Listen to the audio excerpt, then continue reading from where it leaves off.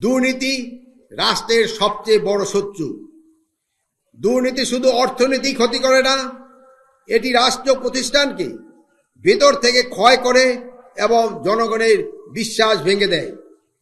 কোনো বিজেপি সদস্য যদি ব্যক্তি স্বার্থ, লোভ বা রাজনৈতিক সুবিধা অংশগ্রহণ হয়ে কাজ করে, তবে সে শুধু আইন ভাঙে না, সে রাষ্ট্রের ভিত্তিকেও দুর্বল করে দেয়।